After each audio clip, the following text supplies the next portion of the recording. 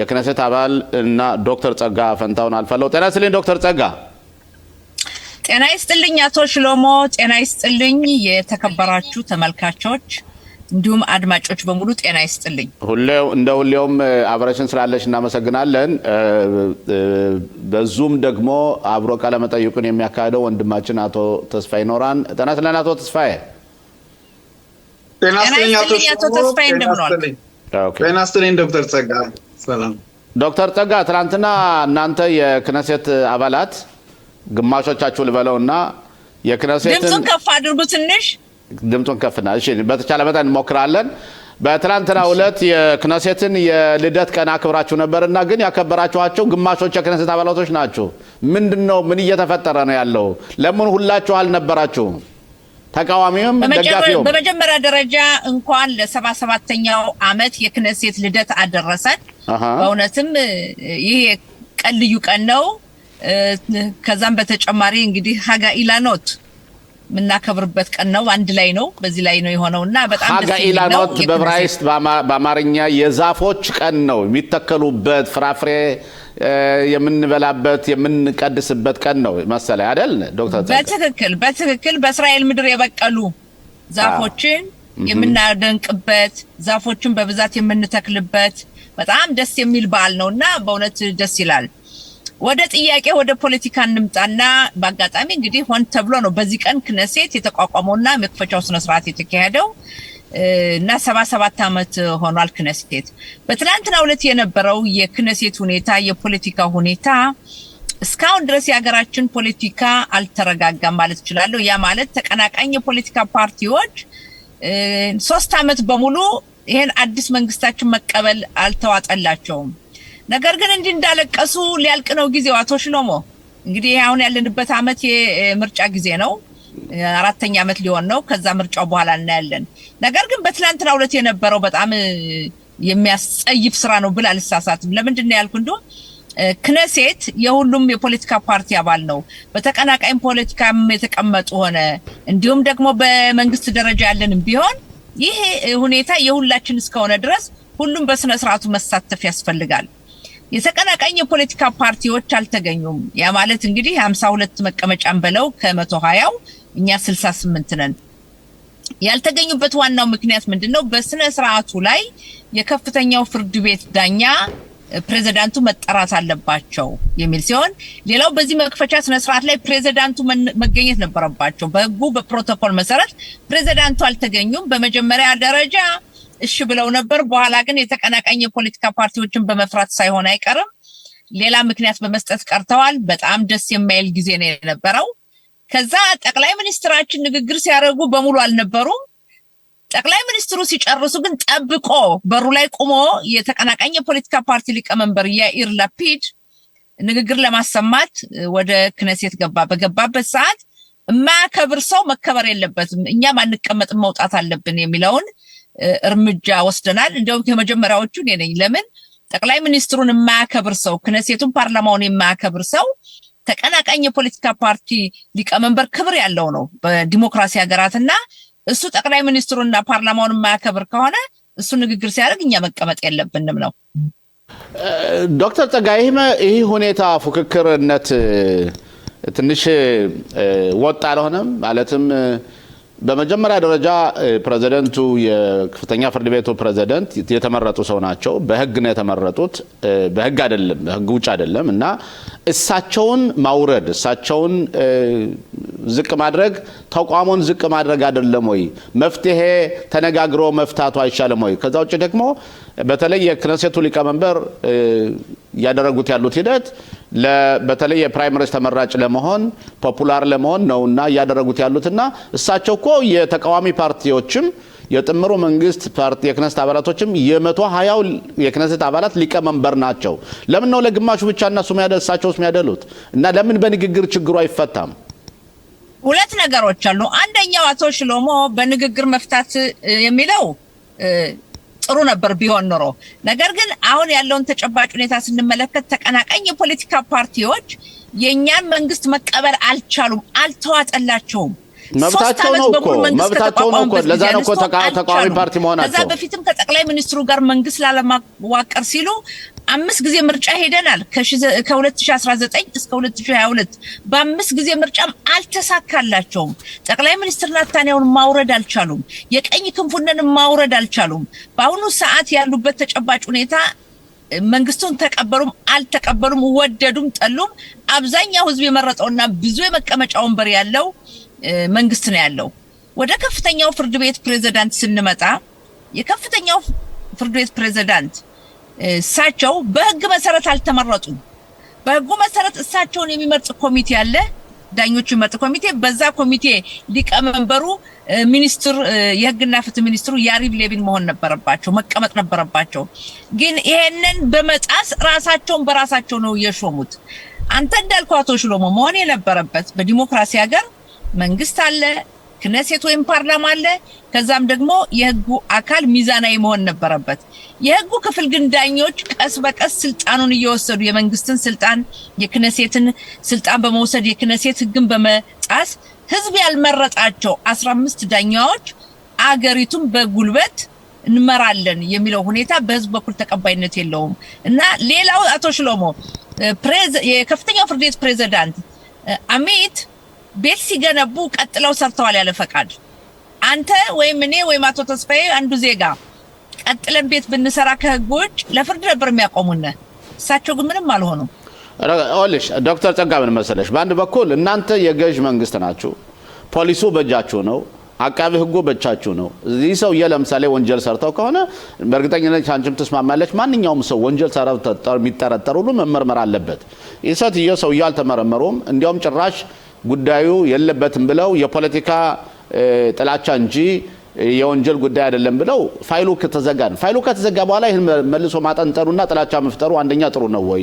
ሁለተኛ ዶክተር ጸጋ በትናንትናው ዕለት ነው ባየሁበት ጊዜ ብዙ ጊዜ ክነሴት በተለይ በትናንትናው ቀን የተቃዋሚ ፓርቲዎችና መንግስት ደጋፊ ፓርቲዎች አንድ ሆነው የክነሴትን የተቋሙን ቀን የሚያከብሩበት ነው የሚፋቀሩበት ልዩነት እንዳለ ሆኖ ማለት ነው። እና ግን ትላንትና እንዳየሁት ከሆነ በቃ ሁላችሁም ቢሆን ደስተኛ እንደሆናችሁና ግማሹን ክነሴት ብቻ እንደመራችሁትና እንደምትደሰቱ ነው ያየሁት።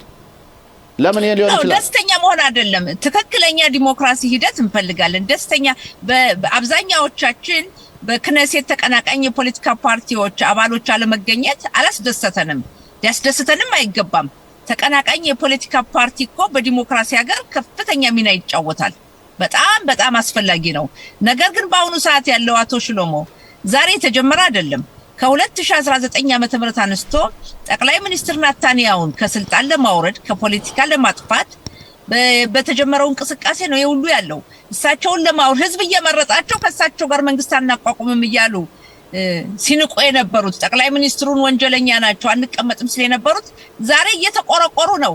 ለምን? ስልጣን አለመቀመጣቸው፣ በመንግስት ጥምር መንግስት አለመግባታቸው። እንዲሁ በውጩ ቢለፈልፉም ተቃውሞ ቢያሰሙም ውስጥ ስትሆን የምትሰጠው መመሪያና ውጭ ሆነ ዝም ብሎ መለፍለፍ አንድ አይደለም። ነገር ግን ሲባል ተቀናቃኝ የፖለቲካ ፓርቲም ኃላፊነት እንዲኖረው ያስፈልጋል። አቶ ሽሎሞ፣ አቶ ተስፋዬ ተመልካቾቹን መግለጽ እንፈልገው ተቀናቃኝ የፖለቲካ ፓርቲ እኮ በዲሞክራሲ ከፍተኛ አስተዋጽኦ ያበረክታል። የተቀናቃኝ የፖለቲካ ፓርቲ ሊቀመንበር ያኢር ላፒድ ኃላፊነት አላቸው። ለምሳሌ እንበል ጠቅላይ ሚኒስትራችን ጦርነት የሚወጡ እንዲሆን ወስነው ከሆነ መጀመሪያ የሚያማክሩት የተቀናቃኝ የፖለቲካ ፓርቲው ሊቀመንበር ነው። ለማማከር ሳይሆን ከትራምፕ ጋር ለመወያየት ተጠርተው ሲሄዱ በህጉ መሰረት ለተቀናቃኝ የፖለቲካ ፓርቲ ሊቀመንበር ይነግራሉ። ስለዚህ ተቀናቃኝ የፖለቲካ ፓርቲ በተለይ ሊቀመንበሩ ከፍተኛ ኃላፊነት አለበት። ምናሄም ቤጊን 29 ዓመት በሙሉ ተቀናቃኝ የፖለቲካ ፓርቲ ሊቀመንበር ነበሩ። እና ያሁኖቹ ምንድነው መሰለ ከጠቅላይ ሚኒስትሩ ጥላቻ በመነሳት እንደው አንዳንዴ ጥላቻ ማለትም ይከብደኛል ከቅናትም ጭምር ነው። መጥፎ ቅናት ያላቸው ሰዎች 5 ጊዜ ምርጫ ወሰዱን፣ ስንት ቢሊዮን ገንዘብ አፈሰስነ፣ አሁንም መንግስቱን መቀበል አልቻሉም። ነገር ግን መንግስቱ ስራውን ይሰራል። ኦኬ አቶ ተስፋዬ ጥያቄ ያለ ዶክተር ጸጋ። አዎ በመጀመሪያ በድጋሚ ጤና ይስጥልኝ ዶክተር ጸጋ። ከዚህ አርስት ሳንወጣ የዚህን የ77 ዓመትን ባስመለከተ እንደተከታተልኩት ከሆነ አንቺ ጋር በግልሽ ወጣቶች መጥተው ጎብኝተዋል። ስለነዚህ ወጣቶች ትንሽ ማወቅ ፈልጋለሁ። ስሜታቸው እንዴት ነው? ክኔሴት ውስጥ ከአንቺ ጋር መገናኘታቸው እንዴት እንደነበረ እስኪ ስሜታቸውን ብትገልጭልን። በጣም ጥሩ። የሚገርማችሁ በትላንትናው ዕለት የክኔሴት ልደት ስለሆነ ወይም ፓርላማችን 77ኛ ዓመት ከተለያዩ ቦታዎች ከትምህርት ቤቶች፣ ከመዋለ ህፃናት፣ ከዩኒቨርሲቲ፣ ከኮሌጅ፣ ከስራ ቦታ በቡድን በግሩፕ እየሆኑ ብዙ መጥተው ጎብኝተዋል እና በአጋጣሚ ከተለያዩ ፒኒሚያ ወይም አዳሪ ትምህርት ቤት የተውጣጡ ልጆች የኛ ልጆች እዚህ የተወለዱ ናቸው። ሁሉም የኢትዮጵያ ቤተ እስራኤል ልጆች ወደ ክኔሴት መጥተው ነበርና ከኔ ጋር መገናኘት እንደሚፈልጉ ጠየቁኝ። እነሱ ጋር 1 ሰዓት ሙሉ ተወያየን። አንደኛ የክኔሴቱ ሁኔታ ገለጽኩላቸው። ዲሞክራሲ ምንድነው፣ ፓርላማ ምንድነው የሚለውን ነገር ከ9ኛ ክፍል እስከ 11ኛ ክፍል ናቸው የመጡትኝ እና ጥያቄዎቻቸው በጣም ደስ የሚል ነበር። በተለይ አሁን ቀደም አቶ ሽሎሞ እንደጠየቀው በእስራኤል ሀገር ያለው ብዙ ጊዜ የህጉን ሁኔታ በተመለከተ ያለውን ግጭት፣ የፓርላማውን ሁኔታ ጠየቁ። ከዛ ደግሞ ይበልጥኑ የግል ህይወቴን የሳባቸው የግል ታሪኬን እንዴት ክኔሴት ደረስኩኝ ይሄን ብዙ ጠየቁኝ። የሚገርመውና በጣም ጥሩ ነበር ከነሱ ጋር የቆየሁት። አንዳንድ ጥያቄዎቻቸው በጣም ደስ የሚል ነው። ለምንድነው?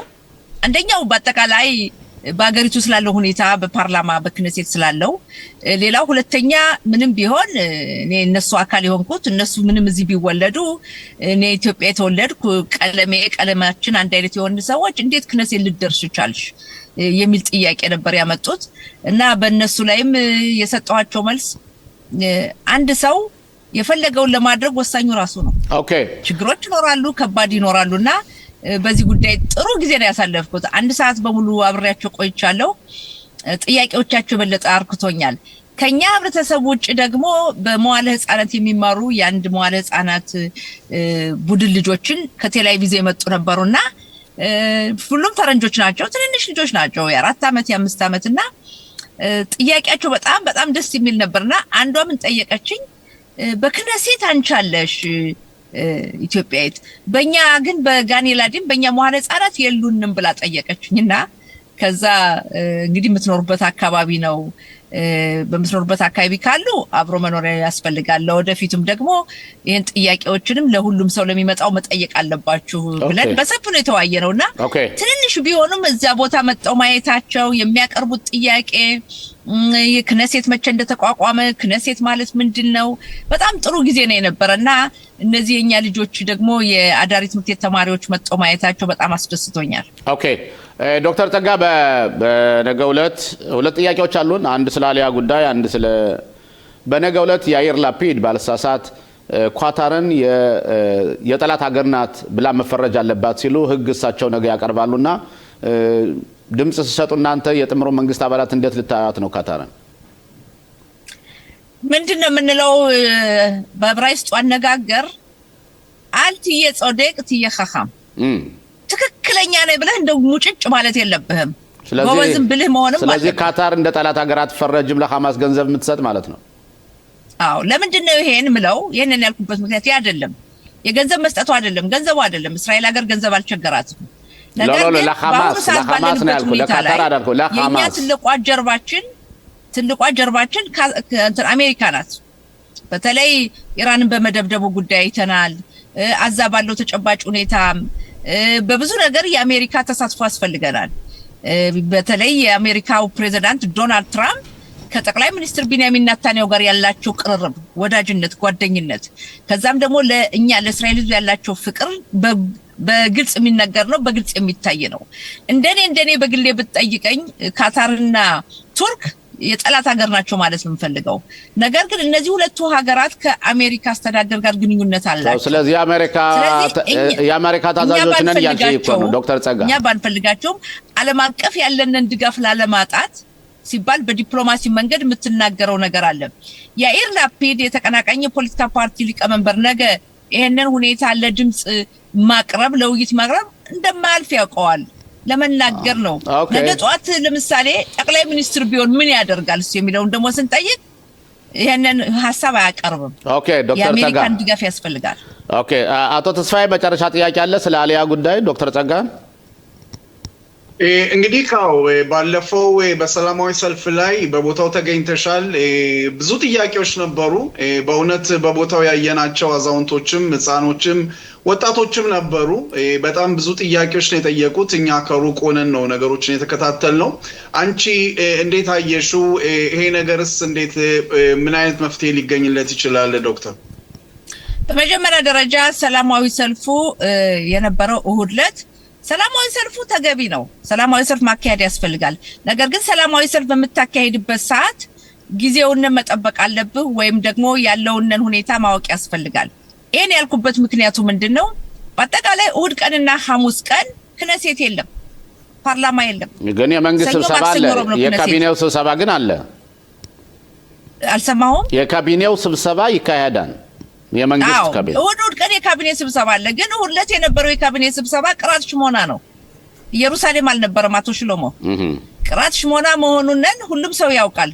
ስለዚህ የሚያዘጋጁት ሰዎች ለካቢኔው ሮሮን ለማሰማት ከሆነ ካቢኔው በሚገኝበት ቀን መሆን አለበት፣ ሚኒስትሮች ካቢኔው።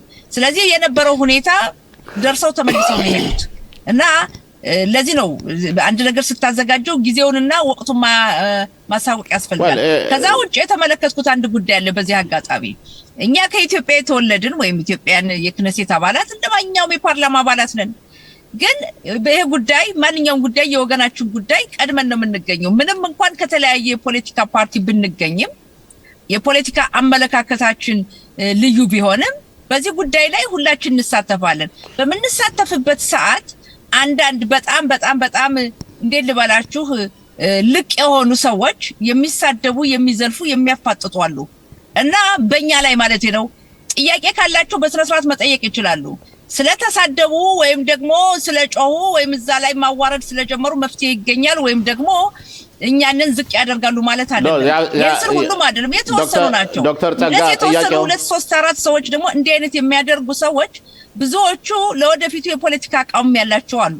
አንዳንዶቹ ከፖለቲካ ለመነሳት ክነሴት ለመግባት ፓርላማ ለመግባት ዶክተር ጸጋ ክነሴት የሚገባ ሰው ይምጣ ይወዳደር፣ ፓርላማ የሚፈልግ ሰው ይምጣ ይወዳደር።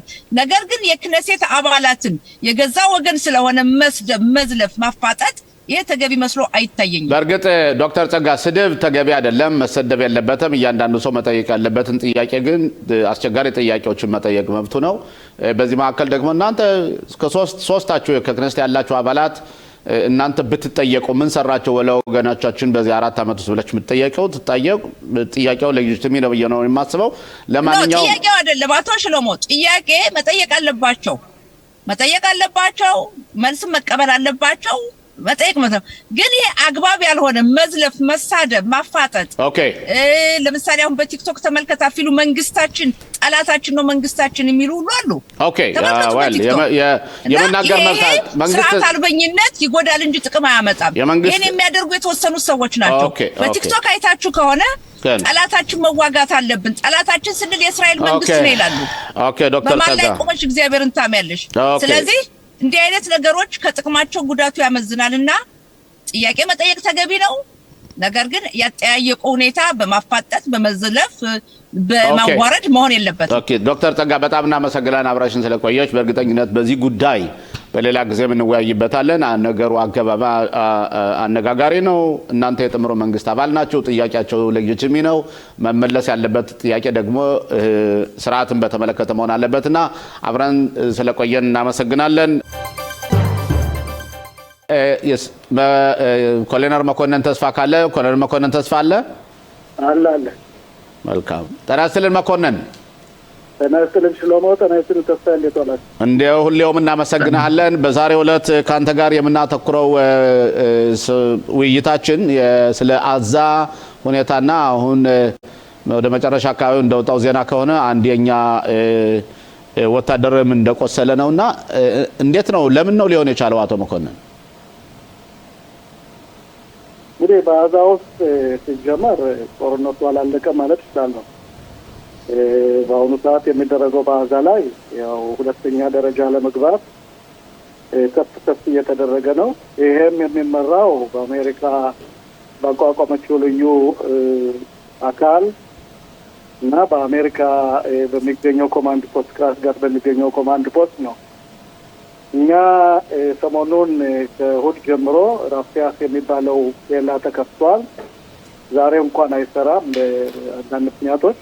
ለሁለት ቀን ያህል ግን ግብጽ የነበሩ አዛ ሰዎች ተመልሰው ወደ አዛ እንዲገቡና አዛ ያሉ በጦርነቱም ሆነ በሌላ ጉዳይ በሽተኞች ሆኑ አዛን ወጥተው ወደ በግብጽ በኩል የሕክምና እርዳታ እንዲደረግላቸው ነው የሚሆነው። ከዚህ ላይ እንዳለ እንደምታውቀው በአዛ በፊላደልፊ በኩል የሐማስ አማጽያኑ ሐማስ መሳሪያ ማስገባት ይሞክራል። ራክፋን በምንለውና በተለያዩ መንገዶች እንግዲህ ሐማስ ራሱን አንሰራርቶ እንደገና ገዥ ለመሆን እየታገለ ነው። በአንጻሩ ግን እንደምታውቀው ትራምፕም እንዳሉት ሐማስ ትጥቁን መፍታት አለበት፣ ሐማስ ግዛቱን መተው አለበት። ይህን የሚያደርገው አካል ደግሞ እንደምታውቀው ያው በዚህ ኮሚቴ ተቋቋመው ዓለም አቀፋዊ የሆነ ኮሚቴው ነው። ቶኒ ብሌር የሚመራው እሳቸው ትራምፕ ጠቅላላ ይህን ሁኔታ መምራት ይፈልጋሉ። እንደሚመስለኝ ግን እንደማውቀው ሐማስ ትጥቁን አይፈታም። ሐማስ ግዛቱን አዛው ለማደራጀት እየተሯሯጠ ነው። ዞሮ እንግዲህ ይህ ጉዳይ ሐማስ ትጥቁንም መስፈታት የሐማስ ዋሻዎችና መሳሪያዎችን ፋብሪካዎችን ለመቀማት መከላከያ ሙሉ ዝግጅት አድርጓል። እንደምታውቀው ካልሆነ ከአንድ ወር 2 ወር ከተወሰነ ጊዜ ካለፈ መከላከያ እንደገና ገብቶ መዋጋት አለበት ነው የምለው። ለዛም ነው ጦርነቱ አላለቀም። በዛም በኩል እንደምታየው በየቀኑ በተለይ በራፋህ አካባቢ የነበሩ 200 የሚሆኑት የሐማስ ቡድነት የነበሩት በእኛ ግዛት ውስጥ የነበሩት አንዳንድ እየወጡ አንዳንድ ሚሳኤሎችንም ሆነ ፈንጆችን በመጠቀም የእኛን ሰዎች እየጎዱ ነው። በአንጻሩ ከ200ዎቹ መሀል እስካሁን 15 ነው ቆርጧል። ብዙዎች በእኛ ወታደሮች ገብተዋል፣ ተገለዋል። በዚህ ሁኔታ ላይ ነው ያለ ነው። አቶ መኮንን እዚህ ላይ አሁን የአዛ አዲስ አገዛዝ ማለት ነው የቴክኖክራት የሚባሉት ወይም ደግሞ የገለልተኞች ኮሚቴ አገሪቱን የሚያስተዳድሩ ተብሎ ተሰይሞ ስራቸውን ጀምረዋልና እነሱ ስራቸውን ከጀመሩ የሐማስ ስራ ምንድን ነው? ማለትም አሁን ለተመልካቾቻችን ትንሽ ኮንፊውዝድ ሆነናል። ማለትም በአንድ በኩል አዛን የሚያስተዳድሩ ተመርጧን ይባላል፣ በአንድ በኩል ሐማስ እየገዛ ነው ያለው፣ ሐማስ ራሱን እንደገና እየገነባ ነው ያለው። እኛ ደግሞ በ53% መሬት ላይ ኃላፊነትን ወስደን እያስተዳደርን ነው። ምንድን ነው ነገሩ? እኛ እስካሁን ያለንበት በ53 ሙሉ የሚሆነው በአዛ ሰርጥ በምትገኘው ሀገር ላይ ነው ወሰ መከላከያ ያለው። ነገር ግን በ47ቱ የቆዳ ስፋት ባለው በአዛው አስተዳዳሪዎቹ አሁንም ቢሆኑ ሚኒስትሮች ማለት ይችላለሁ። የፍርድ ሚኒስቴር፣ የንግድ ሚኒስቴር፣ የከተማ ልማት ሚኒስትሮች እንዲሁም ሌሎችም ተመርጠው የተሾሙት ሐማስ የሚያስተዳድረው ነው። እነሱን ለመለወጥ ነው አሁን ትልቁ ጥረት የሚደረገው። 57ቱን ማን ነው የሚያስተዳድረው? 57ቱ በአሁኑ ሰዓት በመከላከያ እጅ ነው። በዛ በኩል ማንም የሐማስ ቡድን መግባትን መውጣትን አይችልም። እንዲያውም መግባት መውጣት ብቻ ሳይሆን በዛ አካባቢ የሚቀርብ ሁሉ እንደምታየው ግባት እየተመታና እየተገደለ ነው። 47ቱን ግን የሚገዛው በአሁኑ ሰዓት በተለይ የአዛን ከተማና አካባቢዎችን የሚገዛው ሐማስ ነው። ሐማስ እንዳልኩ ሚኒስትሮችን ሹሟል። ለዛም ነው ቀደም ሲል እንዳልኩት ግዛቱን ለማስቀጠል የሚያደርገው ሁኔታ የእኛ ጦርነት ከቆመ በፊት 3 ወር በላይ ነው። አሁን ይህንን ሚኒስትሮች ለመለወጥ ይህ በአሜሪካ በተለይ በትራምፕ የተቋቋመው አካል እነሱን ካላስለቀቀ፣ ሐማስ ግዛቱን ካልተወ፣ ሐማስ መሳሪያውን ካልፈታ ቀደም ሲል እንዳልኩ ነው ዞሮ የእኛ ስራ ነው የሚሆነው። ይህን ለማድረግ ደግሞ መከላከያ ሙሉ ዝግጅት አድርጓል። ስለዚህ የሚጠበቀው ትራምፕ የሚሰጡት የጊዜው ውሳኔ ብቻ እንጂ ሐማስ ትጥቁን ይፈታል የሚል አቋም የለኝም። አቶ ተስፋዬ ጥያቄ ካለ ለአቶ መኮንን። አዎ ጤና ይስጥልኝ በድጋሚ ኮሎኔል መኮንን። እንግዲህ ጠቅላይ መከላከያ ሚኒስትር ዛሬም የተናገሩት ንግግር አለ። ሐማስ ትጥቁን ካልፈታ እኛ እናስፈታለን የሚል ንግግሮች ተደጋጋሚ ሆነው ይሰማሉ። ከጠቅላይ ሚኒስትርም እንደዚሁ ይሄ ነገር ለምንድን ነው ጊዜ የማይገድበው? ማለት በእስራኤል የዚህን የሐማስን የትጥቅ ማስፈታት ሁኔታ ጊዜ የመውሰዱ ሁኔታ ለምን ደረጃ ያደርሰናል ብሎ ያስባል ኮሎኔል? ያው ለተስፋ መጀመሪያ ሰላም ነው። ልክ ነህ። በአሁኑ ሰዓት ትልቅ በአሜሪካ ባለስልጣናትና በተለይ በዊትኮፍ ትላንትና በተደረገው ውይይትን የያዛ ሁኔታ ተነስቷል። ፕሬዚደንት ትራምፕ የጊዜ ገደብ ማድረግ አለባቸው። ሐማስ ትጥቁን እንዲፈታ መሳሪያውን እንዲሰጥና ዋሻዎቹን እንዲቀማ በተለይ የዚህ አካል ትልቁ ስራ የሚሆነው ግን እኛ እንደሚመስለኝ ከሆነ መከላከያም እንዲሁም መንግስት ጠንቅቆ ያውቃል ሐማስ ይህን ለማድረግ ፈቃደኛ አይደለም። በዛ በኩል ያሉትን አደራዳሪና ወይም ይህን ፕሮጀክት የሚመሩትን ይህን ያህል ባለሙያዎች አይደሉም።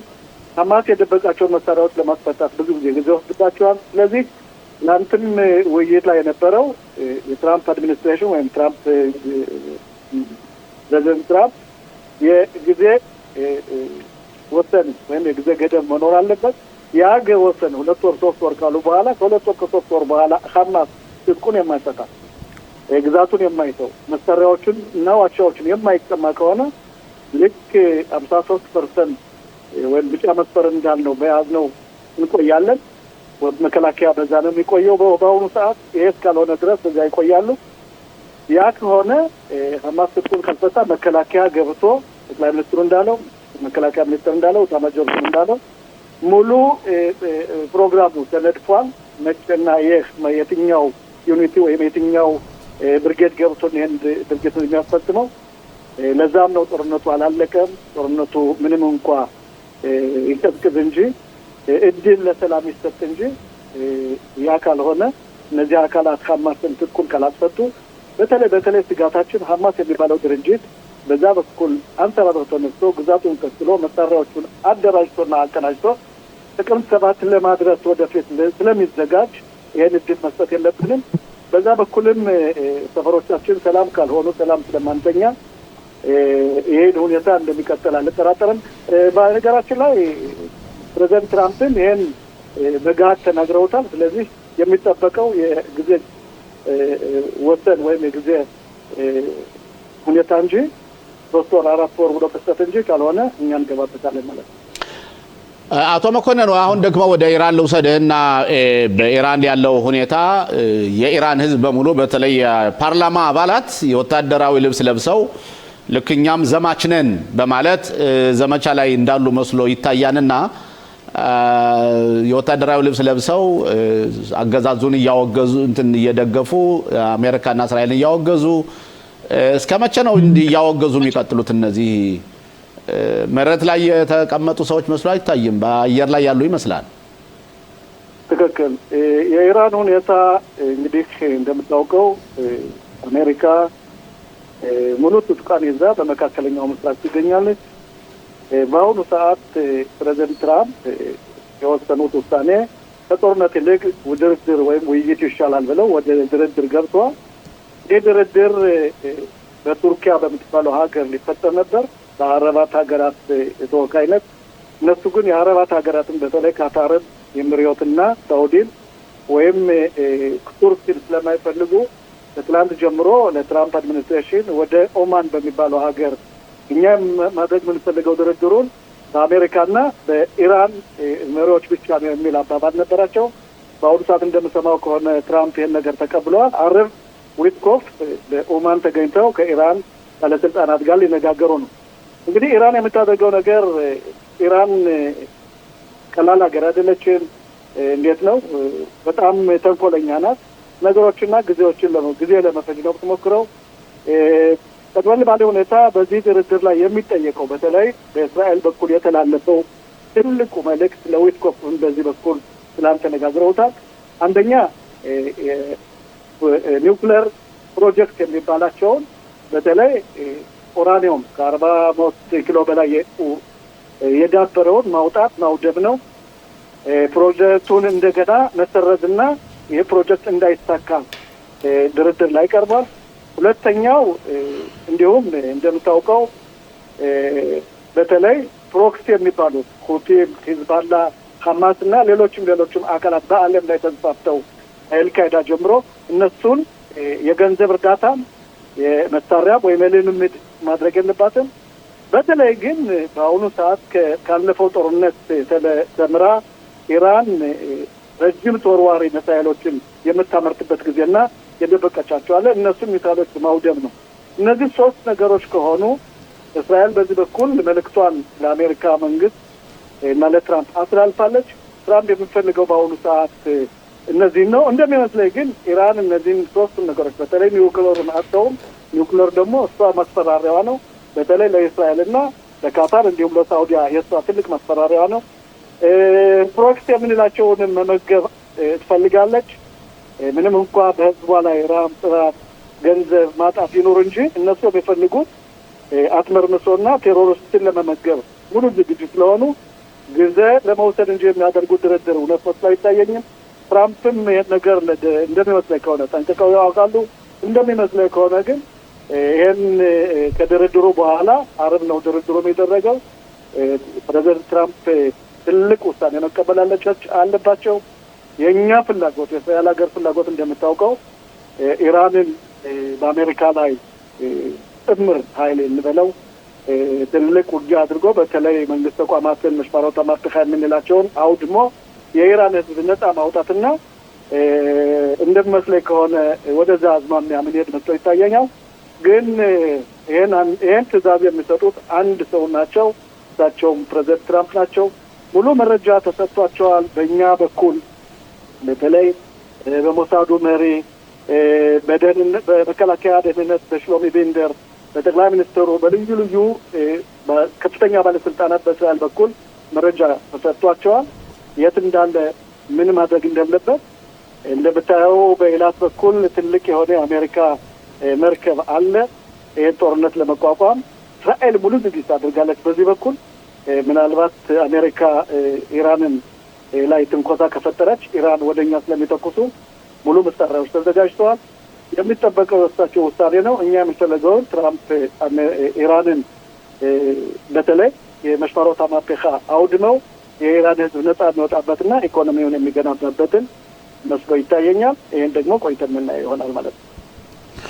ኦኬ አቶ መኮንን አሁን በአጠቃላይ በአሜሪካና በኢራን ላይ ያለው ፉክክር ከከሸፈና ወይም ደግሞ የሚያደርጉት የዲፕሎማሲ ስምምነት አራት ነገሮችን የማያካትት ከሆነ አንዱ የኢራን የኒውክሌር ፕሮግራሟን ለማዘግየት እንጂ ፕሮግራሙን የማታቆም ከሆነ የተምዘግዛጊ መሳሪያዎችን መገንባቱም እንደዚሁ ይህን አንተ እንዳልከው ፕሮክሲስ ምንላቸው ወይም ደጋፊዎቻችን ቡችላዎችንም ደግሞ ከማስታጠቅ ወደ ኋላ ማይል ከሆነ ጊዜን መግዛት ከሆነ መጨረሻ ላይ እንደገና ይሄ የኢራኑ መንግስት አንሰራርቶ ተነስቶኛል ሊጎዳን አይችልም። ትክክል። ይህም እንደሚሆን የእስራኤል መንግስት ያውቃል። ለዛም ነው እንደምታየው ከፍተኛ ባለስልጣናት ሰሞኑን ወደ አሜሪካና ወደ እስራኤል የሚመጡት። ነገር ግን እንደምታየው ትራምፕ ምንጊዜም ቢሆን እሳቸው ጦርነት ዘጋለሁ የሚለውን ራዕይ ይዘው ወደ ድርድር የቀረቡት እንደሚመስለኝ ከሆነ ትራምፕም የኢራንን መጭበርበርና ወይም ጊዜ መውሰዷን ያውቃል። እንደሚመስለኝ ከሆነ ግን በአሜሪካ በኩልም ትልቅ ተጽዕኖ አለባቸው።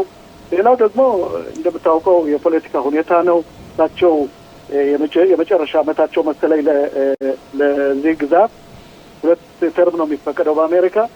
ዞሮ እሳቸው ከወሰኑና እንደሚመስለኝ ግን ይወስናሉ። ምንም እንኳ እነዚህ ኢራንያን ተንኮለኛና ጥበበኛ ቢሆኑም ትራምፕ ቀላል ሰው አይደሉም፣ ሞኝም አይደሉም። እሳቸውን ለማሞኘት የሚያደርጉትም አይሳካላቸውም። ትራምፕ እንደሚመስለኝ ከሆነ በሚቀጥለው ሳምንት ውስጥ ትልቅ ውሳኔ ይቀበላሉ። የቀረው አንድና አንድ ነው፣ የእሳቸው ትዕዛዝ እንጂ የአሜሪካ ኮማንድ ፖስት በአሜሪካ የሚመራው የመካከለኛው ምስራቅ እዝ ሙሉ መሳሪያውን ይዟል። እንደሚመስለኝ ከሆነች ደግሞ ወደዛ ሳንገባ አንቀርም የሚል አቋም አለኝ። ኦኬ ኮሎኔል መኮንን ተስፋ በጣም እናመሰግናለን ላደረገን አብሮን ለነበር ቆይታ። ሁለት መጨረሻ ላይ ደግመን እስከምንገናኝ ድረስ እናመሰግናለን። መልካም ቆይታ። መልካም ቆይታ ለእናንተም አመሰግናለሁ። በጣም አንገብጋቢና መስሎ የታየን የሆነና ትክክለኛ ነው ብለን የምናየው ጉዳይ የወገኖቻችን ኢትዮጵያ የቀሩትን በተመለከተ ነው። አሁን ከአቶ ካሳሁን ጋር ውይይት ነው። ጤና ይስጥልኝ አቶ ካሳሁን። ሰላም ሽሎሞ፣ እንዴት ነህ? ሰላም ነው? ሰላም ነህ? ደህና ነው ወይ? ደህና እግዚአብሔር ይመስገን። ፕሮግራማችን አብሮ የሚሳተፍ አቶ ተስፋዬ ይኖራል። ጤና ይስጥልኝ አቶ ተስፋዬ። ጤና ይስጥልኝ አቶ ሽሎሞ። ጤና ይስጥልኝ አቶ ካሳሁን። አቶ ካሳሁን መጀመሪያ በእውነት ለምታደርጉት ጥረት ሁላችንም ቢሆን በለቱ ቀን መተን ባንሳተፍም የሀሳቡ ደጋፊዎች ነን። እስቲ ምን ያህል ሰው ነበር ከሰላማዊ ሰልፉ? ቀጣይ ትግሎችስ እንዴት ናቸው? በአንተ እይታ ምን መሆን አለበት? አሁን ያው እንግዲህ እንደምታውቀው የወንድሞቻችን ሁኔታ አዲስ አበባና ጎንደር በተለይ እየተጠባበቁ ለ30 ዓመት ያህል እየተጠባበቁ ያሉ ቤተሰቦቻችን ሁኔታ በዚህ 3 ዓመት ውስጥ ምንም አይነት እንቅስቃሴ የለም። መንገዱ ሙሉ በሙሉ ተዘግቷል ማለት ይቻላል። እንግዲህ ቤተሰቦች እህት፣ ወንድም፣ ልጅ፣ እናት፣ አባት ቀረብኝ የሚል ህዝብ ነው እንግዲህ ወጥቶ የነበረው ሰላማዊ ሰልፉ ላይ። እዛ ላይ ብዛቱ በጣም ብዙ ነው። በቁጥር ይሄን ያህል ነው ብዬ ባልናገርም ነገር ግን ከ1000 እስከ 1500 ይሆናል የሚል ግምት አለኝ። እዛ ጋር ቤተሰቦች የቤተሰቦቻቸውን እዛ የቀሩ ቤተሰቦቻቸውን ፎቶ ይዞ በመምጣት ሮሯቸውን ሲያሰሙ ውለዋል። ትግሉ ያው እንግዲህ ጀመረ እንጂ አላለቀም። እንግዲህ ያው እንደምታውቀው ደግሞ አሁን ምርጫ አለ። መንግስት ደግሞ ምርጫ በሚደረግበት ሰዓት ወደ ህዝቡ የሚወርድበት ጊዜ ነው ያለውና አሁን እነዚህ ቤተሰቦችም መንግስት ከመቀየሩ በፊት ወይም አሁን ያለው ጊዜ አንገብጋቢ ስለሆነ ቤተሰቦቻችን እንዲመጡልን በማለት ጥያቄ ነው እንግዲህ ወጥተን የነበረ ለማለት። ኦኬ አቶ ካሳሁን፣ ያው የኛ ኢትዮጵያውያኖች ወደዚህ ሀገር እንድንመጣ ሁልጊዜም በትግል ነው የመጣ ነው። በሱዳን የመጣ ነው፣ በመብጻ ሽሎሞ የመጣው፣ ከዛ በኋላም የመጣው በትግል ነው እንጂ የእስራኤል ሀገር መንግስት ልክ እንደሌላው ሀገር እንደሚያደርገው ሁሉ ወካዮችን እየላኩ ኑ አላሉንም። እንዲያውም እስከ 1973 ዓ.ም ጭራሽ የጥቁር ይሁዲ የለም ተብሎ ነበር ተፈርጆ ነበር እና ምናልባት ትግላችን ውጤታማ ሊሆን የሚችለው በ80 ዓመተ ምህረት የመጡት በ90 ዓመተ ምህረት የመጡትም ከዛ በኋላው የመጣው በአጠቃላይ ኢትዮጵያዊ የሆነ ሁሉ አንድ ፎርም ተቋቁሞ ጠንካራ የሆነ ትግል ይዞ መታገሉ አይሻልም? ምክንያቱም የቀረባቸው ቤተሰብ የቀረባቸው ሰዎች ብቻ ጉዳይ መሆን የለበትም። ይሄ የታሪክም ጉዳይ ነው እና ይሄን በተመለከተ ምን እየተሰራ ነው? ሁሉ አቀፍ ለመሆን በመብጻሽ ላይ መውጣው በመብጻ ሞሻ የመጣው ከዛ በኋላ የመጣው ሰው ሁሉ ካንድ ላይ ሆኖ የክነሳ ባለ የነበረው እኔን ራሴን ጨምሮ ማለት ነው ካንድ ላይ ሆኖ ትግሉ የተፋፋመ የሚሆንበትና ውጤታማ የሚሆንበትን መንገድ እየተሰራበት ነው ያለው ወይ ነው ጥያቄው። አንደኛ እንግዲህ አንተ እንዳልከው አንተ ያው በትግሉ ውስጥም ከሆን በፊትም የክኔሴት አባል ሆነ ስላገለገል ችግሩ ገብተዋል። ይሄን ያልተረዱ ግን ብዙ ሰዎች አሉ። በተለይ እኛን ሲያከፋፍሉን እንግዲህ እንደምታየው ድሮም መጣ አሁንም መጣ በትግል ነው የመጣ ነው።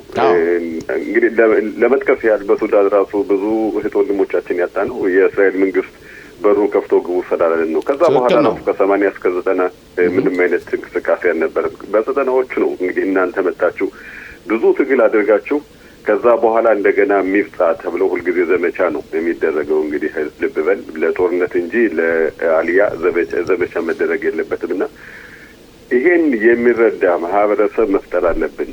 በአሁኑ ችግራችን ሌሎቹ እዛ ያሉት ይሄ ፈለሽ ሙራ ይሄ እንደዚህ ነው ድሬ መጣህ እያሉ ሲያከፋፍሉን ይሄ ማከፋፈላቸውን እኛ አሜን ብለን ስለምንቀበላቸው አንድነት ይሻላል። እኛ ቤተሰብ አንድ ትውልድ ነን ከአንድ የመጣን አዛላንን ብለን አንድነታችንን አሻፈረኝ ብለን ማዳበር ስላልቻልን ነው በአሁኑ ሰዓት እንግዲህ የመጣው ሁሉ እንደፈለገ እያከፋፈለ እየገዛን ያለው። ስለዚህ ይሄን የሚረዳ ህዝብ ይሄን የሚረዳ ትውልድ መፍጠር አለብን። አንተ እዛ ስለነበርክ አንተ ነገሩ ስለምትረዳ ነው አሁን እንደዚህ ያልከው። ብዙ ደግሞ ይሄን የማይረዱ ሲያከፋፍሉን አዎ ትክክል ናችሁ እያሉ የማከፋፈሉ ሁኔታ የሚቀጥሉ እህት ወንድሞቻችን አሉ። ስለዚህ ይሄ እንዳልከው መቀረፍ አለበት። በዓለም ያሉ ይሁዳውያኖች ወገኖቻችን ይምጡ ብሎ ሰላማዊ ሰልፍ የሚያደርግ የለም። ሰላማዊ ሰልፍ የተደረገው እኛ ብቻ ነን፣ ኢትዮጵያውያኖች ብቻ ነን ወገኖቻችን ይምጡ እያልን ሰላማዊ ሰልፍ የምናደርገው። ሻራንስኪ በታሰረበት ጊዜ ከራሻ ደግሞ ያኔ ሌት ማይ ፒፕል ጎ ተብሎ ትልቅ ሰላማዊ ሰልፍ ተደርጎ እስረኞች እንዲለቀቁ እንጂ እና በር እንዲከፈት ነው እንጂ ከዛ በኋላ ራሳቸው ነው የመጡ። አሁንም ቢሆን አንተ እንዳልከው የከፋፍለህ ግዛውን መንገድ እኛ መቅረፍ የምንችለው ራሳችን አይደለም ወይ? አሁንም ደግሜ የምጠይቅህ እንደዚህ አይነት ስራዎች እንዲሰሩ ምን እየተደረገ ነው? ለምሳሌ ቄሶች እንዲደግፉ፣ ራባኖች እንዲደግፉ፣ በተለይ የሚከፋፍሉን ደግሞ ታሪክ የማይረዱ ሰዎች የእስራኤል ሀገር መንግስት በኢንኩዊዚሽን በሚባለው ለምሳሌ ዛሬ በ14ኛው ክፍለ ዘመን ወደ ክርስትና እንዲሄዱ የተገደዱት እየተባሉ ፖርቹጋል፣ ስፔን የነበሩት የነሱ ርዝራዞች ለምሳሌ እስከ 7 ትውልድ ዛሬ በሆቃቸውት መምጣት ይችላሉ። የኛ ወገኖች ግን ወደ ክርስትና ቀያየራቸውም እንኳን ምንም ፕሩፍመንት የሌለው ጉዳይ ነው። ዝም ብለው አካባቢውን መስሎ የሚኖሩ ሰዎች አሉና በእነሱ ላይ ይሁዲ አይደለም እየተባለ እየተዘመተባቸው ያሉና ይህን በተመለከተ እንዴት አድርገን ነው የጋራ ስራ መስራት የምንችለው ነው? አሁንም ደጋግመም ጠየቀ አቶ ካሳሁን። እሺ፣ በመጀመሪያ እንዳልከው እንግዲህ የእስራኤል መንግስትኛ ያው በመልክም እነሱ ስለማመስል እንዲሁም የበጃችን ያው የገንዘብ የኢኮኖሚያችን ሁኔታም ዝቅተኛ ስለሆነ ብዙ እንዳንበዛ ይፈልጋሉ። ለዛ ይመስለኛል እንግዲህ በየጊዜው እየከፋፈሉም በየጊዜው የተወሰነም ቢሆን እየቆነጠሩ የሚያመጡን። አንደኛ ችግሩ ይሄ ነው። ሁለተኛ ቅድም ያልከው እንዴት መስራት አለብን ለሚለው ይሄ ስራ ያንተም የኔም የሌሎች እህት ወንድሞችም የሃይማኖት አባትም ስራ ነው የሚሆነው። ካሁን በፊት የተሞከሩ ስራዎች አሉ። ካሁን በፊት ይሄን ወደ አንድ መንገድ ለማምጣት የተሞከሩ ብዙ ጊዜ ውይይት ነበሩ። አንተም ባለስታሳት ታስታውሱ እንደሆነ ፕኒማ በሚባለው አሙታ በኩል የተወሰነ ጊዜ ተገናኝተን ይሄን ነገር ወደ አንድ ለማምጣት ቀሳውስትም የተለያዩ ተቃራኒ ሀሳብ ያላቸውን እህት ወንድሞችም በማግኘት እንደዛ አይነት ነገር ሂደት ተደርጎ ነበረ። መጨረሻ ላይ ያው ብዙም ስኬታማ አልሆነም። አሁንም ቢሆን እኔ የምለው ይሄ ስራ የሁላችንም ነው። እናንተም በዚህ በኩል በሚዲያውም በማህበረሰቡም የምታወቁ ሰዎች፣ እኛም ወጣቶች፣ ቀሳውስትም ቢሆን ይሄን ነገር ለማዳበር የሁላችን ስራ ይሆናል ብዬ ገምታለሁ። አቶ ተስፋዬ እስቲ ለወንድማችን ለአቶ ካሳሁን ጥያቄ ካለ። በድጋሚ ጤና ይስጥልኝ አቶ ካሳው። የእኔ ጥያቄ እዛው ከባህር ማዶ ላሉት ወገኖቻችን ያሉበት ሁኔታ በተለያዩ አጋጣሚዎች አንዳንድ ሰዎችን ጠይቄያለሁ። አዲስ የመጣ ነገር አሁን እያገቱ እስራኤል ያሉ ዘመዶቻችሁ ወገኖቻችሁ ብር ካላኩ አንለቃችሁም የሚል እንደዚህ አይነት ነገር ይሰማል። ሌሎቹም እንደዚህ አዛውንቶች ከ30 ዓመት አንተም እንደጠቀስከው ወደዚች ሀገር ሳይመጡ እዛው ህይወታቸው የሚያረፉ አሉ። ብዛት ያላቸው ህመምተኞችም የሚገኙበት ሁኔታ ነው። የኢኮኖሚ ሁኔታ በጣም ጥሩ መስሎ አይታየኝም እንደሚናገሩት ከሆነ። እዚህ ያለው ከትግሉ ሌላ እነዛ ያሉበትን ሁኔታውን ለማሻሻል አንዳንድ ጥረቶች እየተደረጉ ነው ወይ? ምን አይነት ሂደት እየተደረገ ነው? ምንስ ከኛስ በኩል ምን ይጠበቃል? አቶ ካሳው። አንደኛ አሁን ባልከው በደህንነት ሁኔታ እንደ ኢትዮጵያ ያለችበት ሁኔታን ታውቃለህ። በተለያዩ ክፍለ ሀገራት ያው እንግዲህ ሰላም የሆነ ሁኔታ እየተሰማ አይደለም ያለው። ችግሩ ከዛ የሚመጣ ይመስለኛል። ይሄን እንግዲህ መቅረፍ ይቻላል ለማለት ያዳጋች ነው። ምክንያቱም እኛ ያለነው እዚህ ነው። እዛ ደግሞ እንግዲህ በደህንነት ሁኔታ እነሱን ለመጠበቅ ከባድ ሁኔታ ነው ያለው። ይሄ ደግሞ በእያንዳንዱ ቤት እንግዲህ እያንኳኳ እንደሚገኝ ለሁላችንም ግልጽ ነው። ስለዚህ እኔ አሁን በዚህ አጋጣሚ የምለው የኢትዮጵያ መንግስት ምናልባት ይሄን ነገር አዳምጣችሁ ለወገኖቻችን ደህንነታቸው እንዲጠበቅ በማለት እጠይቃለሁ።